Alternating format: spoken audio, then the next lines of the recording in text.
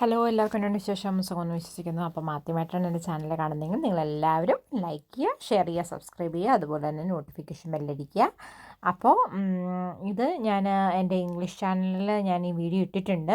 But ഞാൻ ഓർത്തു ഇത് നമ്മുടെ മലയാളം ചാനലിലും കൂടി ഇട്ടാൽ അത് വളരെ ഹെൽപ്ഫുള്ളായിരിക്കും എന്ന് തോന്നി. ഞാൻ ഒത്തിരി എഡ്യൂക്കേഷണൽ വീഡിയോ ഇട്ടിട്ടുണ്ട്, പക്ഷേ ഇത് നമ്മുടെ ഈ മലയാളം ചാനലിൽ ഇട്ടിട്ടില്ല. അത് കാരണമാണ് ഞാൻ സെയിം വീഡിയോ തന്നെ ഞാനൊന്ന് ട്രാൻസ്ലേറ്റ് ചെയ്ത് ഇതിനകത്തേക്ക് ഇടുന്നു കേട്ടോ. അപ്പോൾ ലിപ് സിങ്കിങ് ഒന്നും ഉണ്ടാകത്തില്ല. സോ എന്താണെന്ന് പറഞ്ഞാൽ അപ്പം നിങ്ങൾക്ക് പറഞ്ഞപ്പോൾ തന്നെ മനസ്സിലായല്ലോ ഞാൻ എന്താണ് ചെയ്യാൻ പോകണം ഇന്നത്തെ വീഡിയോയിൽ നിന്ന്. അതായത് ഇന്നൊരു എഡ്യൂക്കേഷൻ വീഡിയോ ആണ് ചെയ്യുന്നത്. നമ്മുടെ OET റീഡിങ്ങിന് വേണ്ടിയിട്ടുള്ള ഒരു കുറച്ചുള്ള ടിപ്സ് ആൻഡ് ട്രിക്സ്. ഞാൻ ഒത്തിരി പ്രാവശ്യം പറഞ്ഞിട്ടുണ്ട് ഞാൻ എങ്ങനെയാണ് റീഡിങ് ചെയ്തുകൊണ്ടിരുന്നത്. മെയിൻ കാര്യം എന്നാന്ന് പറഞ്ഞാൽ നമുക്ക് റീഡിങ്ങിനൊരു ഇൻട്രസ്റ്റ് വേണം. റീഡിങ്ങിന് ഇൻട്രസ്റ്റ് ഉണ്ടെങ്കിൽ നമുക്ക് അത് ബോറടിക്കാതെ വായിക്കാൻ പറ്റും. നമുക്ക് ബോറടിച്ചാൽ പിന്നെ അതിൻ്റെ ഒന്നാമത് ഈ എക്സാം ഭയങ്കര വിഷമം, പിന്നെ ടൈമിൻ്റെ ഒരു ഷോർട്ടേജ്, ടൈമിൻ്റെ ആ പ്രഷർ നമുക്കുണ്ടാവും, പിന്നെ ടെൻഷൻ എല്ലാം കൂടെ ആകുമ്പോൾ നമുക്ക് ഒട്ടും ചെയ്യാൻ പറ്റത്തില്ല. അതുകൊണ്ട് നിങ്ങൾ ഫസ്റ്റിലെ തന്നെ ഒരു റീഡിങ്ങിനുള്ളൊരു ഇൻട്രസ്റ്റ് ബിൽഡ് ചെയ്യുക. ഓക്കെ, അത് കഴിഞ്ഞിട്ട് ഞാൻ എൻ്റെ രീതിയിൽ പറഞ്ഞു. ഞാൻ എപ്പോഴും എൻ്റെ റീഡിങ്ങിൻ്റെ ക്വസ്റ്റ്യൻ ബുക്ക്ലെറ്റ് കിട്ടുമ്പോൾ ഞാൻ ആദ്യം ചെയ്യുന്നത് എൻ്റെ ക്വസ്റ്റ്യൻസ് വായിക്കുക എന്നാണ്. ഞാൻ നേരെ പാസേജ് വായിക്കാറില്ല. ഓക്കെ, അപ്പം അങ്ങനെ വായിക്കുമ്പോൾ ഞാൻ എന്താണ് ചെയ്യുന്നത് എന്ന് പറഞ്ഞാൽ ഞാൻ ആ കീവേഡ്സ് അണ്ടർലൈൻ ചെയ്തിടും. മേ ബി എനിക്ക് എല്ലാ കീവേഡ്സും എനിക്ക് ഓർക്കാനൊന്നും പറ്റാറില്ല, പക്ഷേ എനിക്ക് ഞാൻ അണ്ടർലൈൻ ചെയ്തിടും പെട്ടെന്ന് എനിക്ക് നോക്കണം എന്നുണ്ടെങ്കിൽ. ഓക്കെ, പിന്നെ നിങ്ങൾക്ക് എല്ലാവർക്കും അറിയാവുന്ന പോലെ തന്നെ നമ്മുടെ റീഡിങ്ങിൻ്റെ ഫസ്റ്റ് ഒരു 1 to 7 ക്വസ്റ്റ്യൻസ് എന്ന് പറഞ്ഞാൽ നമ്മുടെ പാസേജിൻ്റെ ടൈറ്റിൽ അഥവാ പാരഗ്രാഫിൻ്റെ ഏത് പാരഗ്രാഫിൽ നിന്നാണ് ആ സ്റ്റേറ്റ്മെൻറ്റ് പറഞ്ഞിരിക്കുന്നത് എന്ന് കണ്ടുപിടിക്കാനാണ്. അപ്പോൾ ഞാൻ അതാദ്യം ആൻസർ ചെയ്യാറില്ല സാധാരണ. ഞാൻ എന്താ ചെയ്യുന്നതെന്ന് പറഞ്ഞാൽ ഞാൻ ബാക്കിയുള്ള ക്വസ്റ്റ്യൻസ് ആദ്യം ആൻസർ ചെയ്യും. അപ്പോഴത്തേനും തന്നെ നമ്മുടെ എല്ലാ പാസേജും നമ്മൾ ആ സമയം വായിച്ചു കഴിഞ്ഞിരിക്കും. അപ്പോൾ എല്ലാം വായിച്ചു കഴിഞ്ഞ് കഴിയുമ്പോൾ നമ്മുടെ പാരഗ്രാഫ് കണ്ടുപിടിക്കാൻ നമുക്ക് വളരെ ഈസിയാണ്. അപ്പോൾ നമുക്ക് കാര്യങ്ങൾ മനസ്സിലായിട്ടുണ്ടായിരിക്കും എവിടെയൊക്കെയാണ് ഓരോ കാര്യങ്ങളും മെൻഷൻ ചെയ്തിരിക്കുന്നത് എന്നുള്ളത്. ഓക്കെ, വേറൊരു കാര്യം എന്താണെന്ന് പറഞ്ഞാൽ നമ്മൾ ശ്രദ്ധിക്കേണ്ടത് നമ്മുടെ ഈ ഓരോ പാരഗ്രാഫിനും ഓരോ text A, text B, text C അങ്ങനെയുള്ളതിൽ നമ്മളെപ്പോഴും മേക്ക് ഷുവർ ചെയ്യണം നമ്മളതിൻ്റെ എന്താ പറയുക, heading, sub titles, sub headings എല്ലാം അത് ഇമ്പോർട്ടൻ്റ് ആണ്. അതൊന്ന് വായിച്ച് നോക്കുക. മോസ്റ്റ് ഓഫ് ദി ആൻസറും ഇതിൻ്റെ കീ ആ ഹെഡിങ്ങിൽ നിന്ന് തന്നെ നമുക്ക് കണ്ടുപിടിക്കാൻ പറ്റും. രണ്ടാമത്തെ ഒരു ഹിൻറ്റ് എന്ന് പറഞ്ഞാൽ എന്താണെന്നറിയോ, നിങ്ങൾ ഇപ്പം അങ്ങനെ കണ്ടുപിടിക്കാൻ നിങ്ങൾക്ക് പറ്റിയില്ല എങ്കിൽ നമ്മുടെ ലൈക്ക് ഒരു ടെക്സ്റ്റിൻ്റെ ഫസ്റ്റ് സെൻറ്റൻസും ലാസ്റ്റ് സെൻറ്റൻസും വായിച്ചാൽ കുറേയും കൂടെ ക്ലൂ കിട്ടും. ബട്ട് എന്തൊക്കെയാണെങ്കിലും ഞാൻ പറഞ്ഞ പോലെ തന്നെ ഇൻ കേസ് നിങ്ങൾക്ക് ഇതൊക്കെ വർക്കൗട്ടാണോ ഇല്ലയോ എന്ന് അറിയാൻ തന്നെ നിങ്ങൾക്ക് പറ്റും. കാരണം എന്താണെന്ന് പറഞ്ഞാൽ നമ്മൾ ഓൾറെഡി ഈ പാരഗ്രാഫ് അറ്റൻഡ് ചെയ്യുന്നതിന് മുമ്പാട് തന്നെ ബാക്കിയുള്ള ക്വസ്റ്റ്യൻസ് ഓൾറെഡി ആൻസർ ചെയ്തല്ലോ.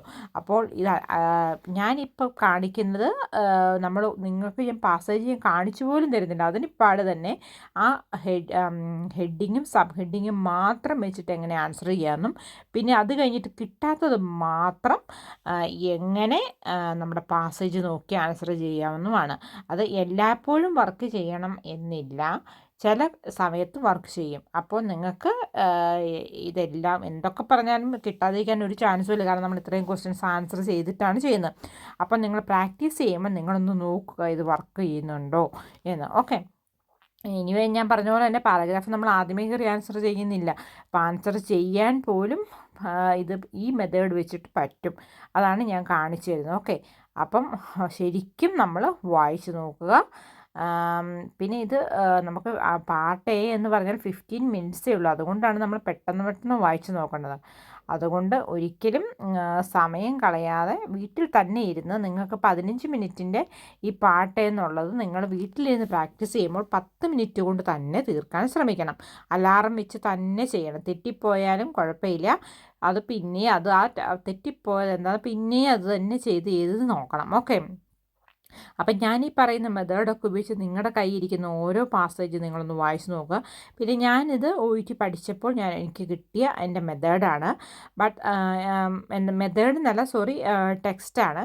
അതുകൊണ്ട് എനിക്കത് നിങ്ങൾക്ക് ഷെയർ ചെയ്യാൻ പറ്റത്തില്ല. കാരണം അത് നമുക്ക് കോപ്പിറൈറ്റിൻ്റെ പ്രശ്നങ്ങളും കാര്യങ്ങളൊക്കെ ഉണ്ടാവും. സോ ഞാൻ അതിനകത്ത് ക്വസ്റ്റ്യൻസ് വായിക്കാം, ഞാൻ പാസേജിൻ്റെ കുറച്ച് കാര്യങ്ങളും വായിക്കാം. ഓക്കെ, അപ്പം ഞാനിത് എത്ര പറഞ്ഞു തന്നാലും ഞാനിത് നിങ്ങളെ ഇത് ബോർഡിൽ കാണിച്ചു തന്നാൽ മാത്രമേ നിങ്ങൾക്കിത് മനസ്സിലാകത്തുള്ളൂ. കാരണം എന്താണെന്ന് പറഞ്ഞാൽ റീഡിംഗ് ഒന്നാമത് ടഫുള്ള ഒത്തിരി പേരുണ്ട്. എനിക്ക് കുറേ ക്വസ്റ്റ്യൻസ് വരുന്നുണ്ട്. ഒ ഇ ടിയുടെ സ്കിൽസ് ഒന്ന് ഹെൽപ്പ് ചെയ്യൂ, അല്ലെങ്കിൽ ഒ ഇ ടി റീഡിംഗ് ആണ് എനിക്ക് ഏറ്റവും ബുദ്ധിമുട്ട്, ഞാൻ എപ്പോഴും ഒ ഇ ടിയുടെ റീഡിങ്ങിനാണ് ഫെയിലായി പോകുന്നതെന്ന് പറഞ്ഞ് ഞാൻ ഈ മെത്തേഡൊക്കെയാണ് ഉപയോഗിക്കുന്നത്. ഞാൻ നിങ്ങൾക്കും ഈ മെത്തേഡ്സൊക്കെ ഉപകാരപ്രദമായി കാണും എന്ന് ഞാൻ വിശ്വസിക്കുന്നു. ഞാൻ കുറച്ച് ഗ്രാമറിൻ്റെയൊക്കെ വീഡിയോ ഇട്ടിട്ടുണ്ട്. എനിക്കറിയാവുന്ന ഗ്രാമറൊക്കെ എനിക്കും നിങ്ങൾക്കും എളുപ്പം മനസ്സിലാകുന്ന രീതിയിൽ ഞാൻ ഇട്ടിട്ടുണ്ട്. ആ വീഡിയോ ഒക്കെ നിങ്ങളൊന്ന് പോയി കാണുക. അപ്പോൾ നിങ്ങൾ ഈ കണ്ടാൽ മാത്രം പോരാ, എൻ്റെ ചാനൽ സബ്സ്ക്രൈബ് ചെയ്യുകയും ഷെയർ ചെയ്യുകയും ലൈക്ക് ചെയ്യുകയും കമൻറ്റ് ചെയ്യുകയും നോട്ടിഫിക്കേഷൻ ബെല്ലടിക്കുകയൊക്കെ ചെയ്യുന്നാൽ മാത്രമേ നിങ്ങൾക്ക് ഞാനിടുന്ന വീഡിയോയിൽ ഇൻട്രസ്റ്റ് ഉണ്ടെന്നും ഞാൻ വീഡിയോയ്ക്ക് എന്തെങ്കിലും കുഴപ്പമുണ്ടെന്നോ അല്ലെങ്കിൽ എന്തെങ്കിലും ഇനി നന്നാക്കാനുണ്ടെന്നോ വേറെ എന്തെങ്കിലും കണ്ടൻസൊക്കെ ആഡ് ചെയ്യണമെന്നൊക്കെ എനിക്കറിയാൻ പറ്റത്തുള്ളൂ. അതുകൊണ്ട് നിങ്ങൾ ഇത് എന്നോട് കാണിക്കുന്ന ഇഷ്ടം സബ്സ്ക്രൈബ് ബട്ടണിൽ കൂടെയും ലൈക്കിൽ കൂടെയും ഷെയറിൽ കൂടെയും ഒക്കെ നിങ്ങൾ രേഖപ്പെടുത്തുക. ഓക്കെ, അപ്പം ഞാൻ ഇത് ബോർഡിൽ എഴുതി വെച്ചേക്കുന്നത് എങ്ങനെയാണെന്ന് നിങ്ങളെ ഞാൻ കാണിച്ചു തരാം. ഓക്കെ, എന്നാൽ മാത്രമേ നിങ്ങൾക്ക് അതിന് കറക്റ്റായിട്ടുള്ള കാര്യങ്ങൾ മനസ്സിലാകത്തുള്ളൂ. പിന്നെ ഓരോ നമ്മുടെ ഈ ഒ ഇ ടിയുടെ റീഡിംഗ് എന്ന് പറഞ്ഞാൽ തന്നെ എന്താണ്, മെഡിക്കൽ ഫീൽഡിൽ നിന്നുള്ള ഓരോ സിറ്റുവേഷൻസ് അല്ലെങ്കിൽ ഓരോ കാര്യങ്ങൾ എടുത്തേക്കുന്നതാണ്. അപ്പം നമുക്ക് കുറേ കാര്യങ്ങളൊക്കെ പ്രിഡിക്റ്റ് ചെയ്യാനും പറ്റും. അപ്പം നമുക്ക് ബോർഡിൽ എന്താ എഴുതിയേക്കണേ നോക്കിയാലോ. അപ്പം ഞാനിവിടെ എഴുതി വെച്ചിട്ടുണ്ട്, നോക്കൂ. Text A, text B, text C, text D. Okay, ഓരോ ടെക്സ്റ്റിലും അവിടെ എഴുതിയേക്കുന്നുണ്ട്. ഫസ്റ്റ് ടെക്സ്റ്റ് എയിൽ എഴുതിയേക്കുന്നുണ്ട് ടെർമിനോളജി ആൻഡ് കൺജനിറ്റീവ് ഡിഫിക്കൽട്ടീസ്. അതാണ് അതിൻ്റെ സബ് ഹെഡിങ്സ്. ഓക്കെ, ടെക്സ്റ്റ് എയിലുള്ള സബ് ഹെഡിങ്സ് ആണത്. അപ്പം രണ്ടാമത് തന്നെ എഴുതിയേക്കണമെന്ന് പറഞ്ഞാൽ text B pharmacological treatments and follow up. Okay, അതാണ് ടെക്സ്റ്റ് ബിയിലുള്ളത്. ഞാൻ വേറെ ഒന്നും അതിൻ്റെ അകത്ത് എഴുതിയിട്ടില്ല. ഓൺലി അവരെഴുതിയേക്കുന്ന സബ് ഹെഡിങ് മാത്രമാണ് എഴുതിയേക്കുന്നത് കേട്ടോ. അപ്പോൾ ടെക്സ്റ്റ് സിയിൽ domains, example of skills, then waiting and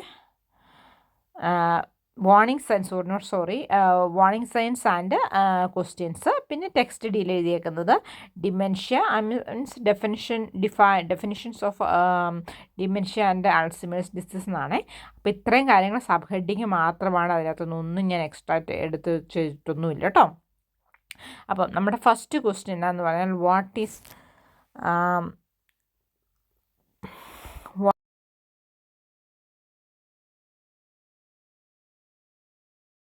what to ask when evaluating cognitive patient. അപ്പം നമ്മുടെ ടെക്സ്റ്റ് സിക്കകത്ത് കൊടുത്തിട്ടുണ്ട് sub heading warning signs and questions. അതിൽ നിന്ന് തന്നെ നമുക്ക് മനസ്സിലാക്കാം അതിൻ്റെ ആൻസർ സി ആണ്. ഞാൻ ഓൾറെഡി കുറച്ച് പറഞ്ഞു പോയി. പിന്നെ നെക്സ്റ്റ് എന്ന് പറഞ്ഞാൽ പോസിബിൾ. അപ്പം സബ് ഹെഡിങ്ങിൽ നിന്ന് മാത്രമാണ് നമ്മൾ പാസേജ് ഇതുവരെ വായിച്ച് നോക്കിയിട്ടില്ല. വായിച്ച് നോക്കാതെ തന്നെ ഇത് കിട്ടും. പിന്നെ ഞാൻ പറഞ്ഞ പോലെ തന്നെ നമ്മൾ ആദ്യം നമ്മളെ ബാക്കിയുള്ള ക്വസ്റ്റ്യൻസ് വായിച്ച് നോക്കിയായിരുന്നല്ലോ. അപ്പം നിങ്ങൾക്കിത് മേക്ക് ഷുവർ ആക്കണം ഇത് കറക്റ്റ് ആണെന്നുള്ളത് കേട്ടോ. അപ്പം ഞാനത് മേക്ക് ഷുവർ ആക്കിയിട്ടാണ് ഞാൻ പറയുന്നത്. പിന്നെ അപ്പോൾ അതിൻ്റെ ആൻസർ സി ആണ്. അപ്പോൾ രണ്ടാമത്തെ question possible choices of pharmaceutical treatment.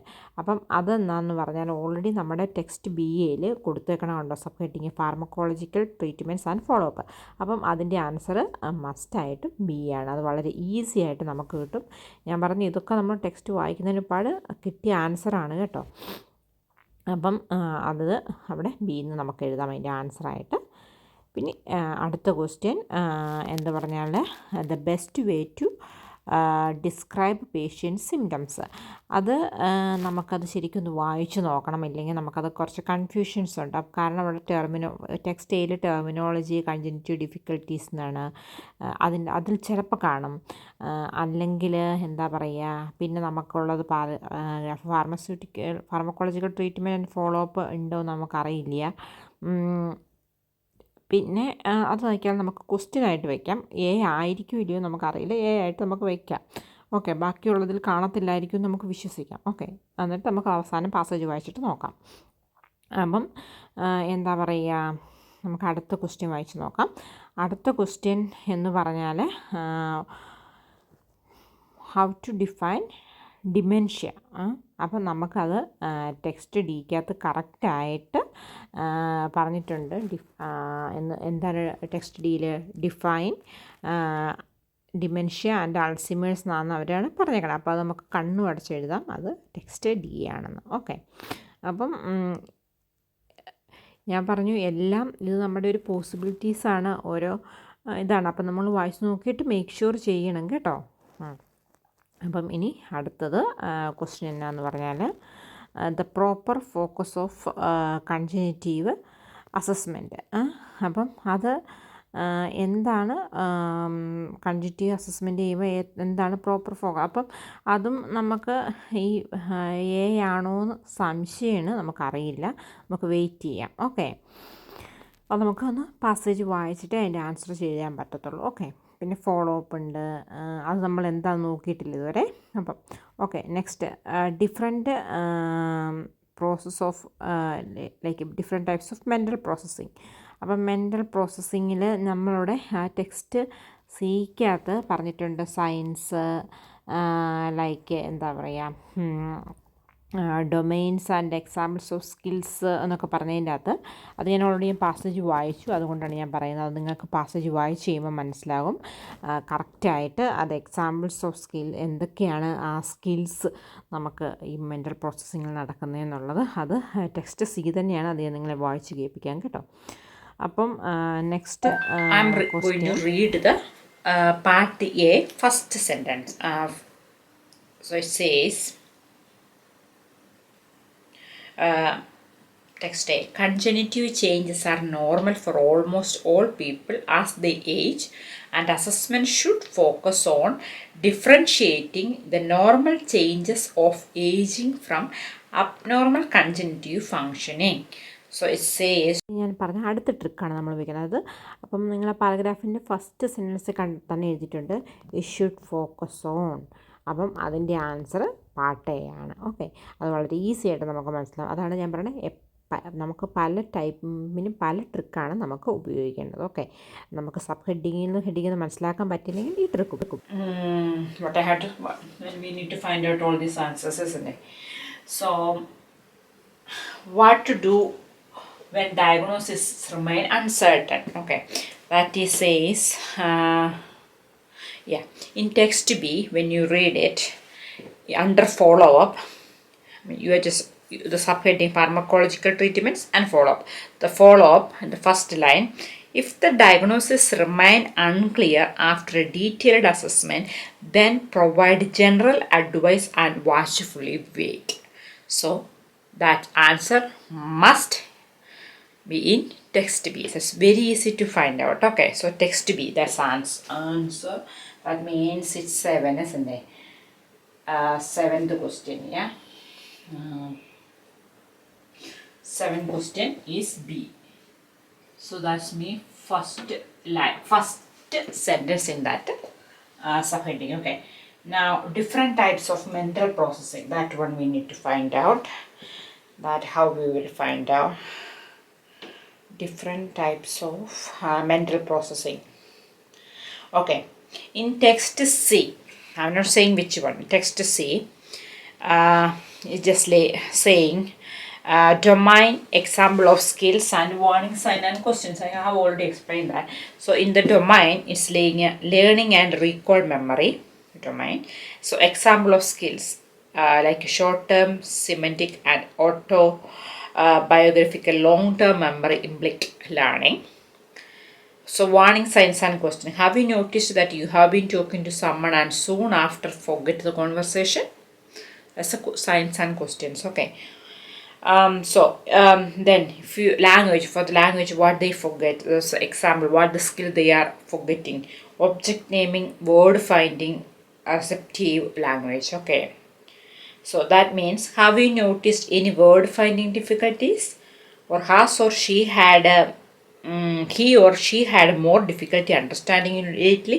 That is the paragraph explaining. Okay, so then in that it says language, executive function, perceptual motor function, complex attention, and social coordination. Then it's planning, decision making, working memory, flexibility, visual perception. Paragraph വായിക്കുമ്പോൾ നിങ്ങൾക്ക് എന്താ മനസ്സിലാകുന്നത്? അതാണ് നമ്മുടെ ബോഡിയിൽ നമുക്ക് Alzheimer's ഒരു dementia ആയിക്കഴിഞ്ഞാൽ നമ്മുടെ പ്രോസസ്സിങ്, നമ്മുടെ മെൻ്റൽ പ്രോസസ്സിങ് നമുക്ക് മാറ്റങ്ങൾ സംഭവിക്കും. ചിലതൊരു കാര്യങ്ങൾ സംസാരിച്ചുകൊണ്ടിരുന്നു കുറച്ച് കഴിയുമ്പോൾ അവരത് മറന്നു പോകുന്നു, അല്ലെങ്കിൽ ഒരു സാധനം കണ്ടല്ലോ റെക്കഗ്നൈസ് ചെയ്യാൻ പറ്റുന്നത്, അല്ലെങ്കിൽ നമ്മുടെ സ്വന്തം റിലേറ്റീവിനെ നമുക്ക് റെക്കഗ്നൈസ് ചെയ്യാൻ പറ്റില്ല. അതാണ് മെൻ്റൽ പ്രോസസ്സിങ്ങിന് സംഭവിക്കുന്ന മാറ്റങ്ങൾ. അപ്പം അതാണ് അതിൻ്റെ ആൻസർ. വളരെ ഈസി ആയിട്ട് നമുക്ക് കിട്ടി. അപ്പം ഞാൻ പറഞ്ഞ ഈ 2 മെത്തേഡും നിങ്ങളൊന്ന് ഉപയോഗിച്ച് നോക്കുക. 2 അല്ല 3 മെത്തേഡ് ആക്ച്വലി പറഞ്ഞു. ആ 3 മെത്തേഡ് നിങ്ങൾ ഉപയോഗിച്ച് നോക്കുക, എന്നിട്ട് അതിൻ്റെ ആൻസർ കണ്ടുപിടിക്കുക. ഓക്കെ, അപ്പം നമുക്ക് എല്ലാത്തിൻ്റെയും ആൻസർ നമുക്ക് ഒരെണ്ണം നമ്മൾ എ എന്ന് പറഞ്ഞ് ക്വസ്റ്റ്യൻ മാർക്ക് ഇട്ട് വെച്ചിട്ടുണ്ടല്ലോ, അത് നോക്കാം. The best way to describe a patient's symptom means in the first paragraph you have already read it, like the first sentence we have already read. Yeah, then while concerns about memory are common in older patients, when patients complain of memory problems, they could be referring difficulties in a number of possible cognitive domains. Although learning and memory is often the most silent of those domains, the problems could also be attention, language, perceptual. I have already explained that one in the C as well. Okay, ability to sustain, shift focus, producing words, grammar or syntax, social conjugation, how to appropriately refer to conjunctive rather than memory complaints or deficit. So in that you understand that will be the best way to describe patient symptom. That is the അപ്പോൾ അതിൻ്റെ അർത്ഥം എന്നാന്ന് പറഞ്ഞാൽ, first പാരഗ്രാഫിൽ പറയുന്ന first സെൻറ്റൻസിൽ പറയുന്ന കാര്യം എന്നാന്ന് പറഞ്ഞാൽ, പേഷ്യൻറ്റ് മെമ്മറി പ്രോബ്ലം കംപ്ലയിൻറ്റ് ചെയ്യുമ്പോൾ എന്തൊക്കെയാണ് സംഭവിക്കുന്നത്. അപ്പം അതിൽ നിന്ന് തന്നെ നമുക്ക് അതിൻ്റെ ആൻസർ കണ്ടുപിടിക്കാൻ പറ്റും. അപ്പം ഇത് വേറൊരു ഈസി മെത്തേഡാണ്. അപ്പം അത് തന്നെയാണ് ഞാൻ പറഞ്ഞ പോലെ തന്നെ. നമ്മൾ ഓരോ സബ് ഹെഡിങ്ങിനിടയിൽ ഫസ്റ്റ് സെൻറ്റൻസും ലാസ്റ്റ് സെൻറ്റൻസും ഒന്ന് വായിച്ച് നോക്കുക കേട്ടോ. എന്നാൽ മാത്രമേ നമുക്ക് ആൻസേഴ്സൊക്കെ കിട്ടത്തുള്ളൂ. അപ്പം നിങ്ങൾ ഈ ട്രിക്കുകളെല്ലാം ഉപയോഗിച്ച് നിങ്ങൾ വീട്ടിലിരുന്നൊന്ന് പ്രാക്ടീസ് ചെയ്ത് നോക്കുക. ഇത് സക്സസ്ഫുള്ളാണ്, ഇത് വർക്കൗട്ട് ആകുമെന്ന് തോന്നുവാണെങ്കിൽ നിങ്ങൾ അങ്ങനെ കണ്ടിന്യൂ ചെയ്യുക. അതുപോലെ തന്നെ റീഡിങ്ങിന് ഞാൻ മുമ്പേ പറഞ്ഞ പോലെ തന്നെ റീഡിങ് സെക്ഷൻ എയ്ക്കും ബിക്കും സിക്കും എല്ലാം നിങ്ങൾക്ക് ഇത് തന്നെ ഉപയോഗിക്കാം. അതുകൊണ്ട് അതിനൊരു പ്രശ്നവും വരത്തില്ല. അപ്പം റീഡിങ് അങ്ങനെ ബുദ്ധിമുട്ടാണെന്ന് നിങ്ങൾ വിചാരിക്കരുത്. എല്ലാം നമുക്ക് ബുദ്ധിമുട്ടാണ്. നമ്മൾ കഷ്ടപ്പെട്ടാൽ മാത്രമേ നമുക്കിതെല്ലാം പാസ്സാകാൻ പറ്റത്തുള്ളൂ. പിന്നെ താൻ ബാധി ദൈവം ബാധി എന്നാണ്. ദൈവത്തിനോടുള്ള പ്രാർത്ഥനയും നമുക്ക് വേണം. നിങ്ങൾ ഏത് ദൈവത്തിനെയാണ് വിശ്വസിക്കുന്നത് ആ ദൈവത്തിനോട് നന്നായി പ്രാർത്ഥിക്കുക. കാരണം പലരും പറയും ഞാൻ ഹിന്ദുവാണ് അപ്പോൾ ഹിന്ദു ദൈവത്തിനോട് പ്രാർത്ഥിക്കാൻ പറയും. അങ്ങനെയല്ല, ക്രിസ്ത്യനാണ് ക്രിസ്ത്യൻ ദൈവത്തിനോട് പ്രാർത്ഥിക്കുക. നിങ്ങൾ ഏത് ദൈവത്തിനോടാണോ നിങ്ങൾക്ക് വിശ്വാസം, നിങ്ങളുടെ കാര്യങ്ങൾ നടക്കും. പക്ഷെ അന്ധവിശ്വാസമാകരുത്. നമ്മൾ ഹാർഡ് വർക്ക് ചെയ്തിട്ട് ദൈവത്തിനോട് പ്രാർത്ഥിക്കണം. അല്ലാതെ ദൈവം എനിക്ക് ഇന്ന സാധനം ഞാൻ എടുത്താൽ കഴിച്ചാൽ എനിക്ക് ഭയങ്കര ബുദ്ധി കിട്ടും, ഞാൻ അങ്ങനെ പാസ്സാവും എന്ന് നമ്മൾ ഒരിക്കലും വിചാരിക്കരുത്. ദൈവം നമുക്ക് ബുദ്ധി തന്നിരിക്കുന്നത് പഠിക്കാനായിട്ടാണ്. അപ്പോൾ പഠിച്ചിട്ട് ദൈവത്തിനോട് നമുക്കതൊക്കെ ബുദ്ധി നിലനിൽക്കാൻ, അത് പഠിച്ചതൊക്കെ ഓർത്തിരിക്കാൻ, നമുക്കത് പ്രാക്ടിക്കലി ചെയ്യാനുള്ള ശക്തി തരണമേ എന്ന് പ്രാർത്ഥിക്കണം. ഓക്കെ, അപ്പം നിങ്ങൾ ഇതെല്ലാം ഉപയോഗിച്ച് നിങ്ങൾ റീഡിംഗ് ഒന്ന് പ്രാക്ടീസ് ചെയ്ത് നോക്കൂ. പിന്നെ ഇതിൻ്റെ എന്താ പറയുക, ബോർഡിൽ എഴുതിയേക്കുന്നത് ഞാൻ സ്ക്രീൻഷോട്ട് എടുത്തിട്ട് കമ്മ്യൂണിറ്റി പേജിൽ ഇടുന്നതായിരിക്കും. അപ്പോൾ എൻ്റെ ചാനൽ സബ്സ്ക്രൈബ് ചെയ്തവർക്ക് മാത്രമേ അത് കാണാൻ പറ്റത്തുള്ളൂ. അത് മറക്കരുത്. അതുകൊണ്ട് മറക്കാതെ ചാനൽ സബ്സ്ക്രൈബ് ചെയ്യുകയും ലൈക്ക് ചെയ്യുകയും ഷെയർ ചെയ്യുകയും കമൻറ്റ് ചെയ്യുകയും നോട്ടിഫിക്കേഷൻ ബെല്ലടിക്കുകയും ചെയ്യുക.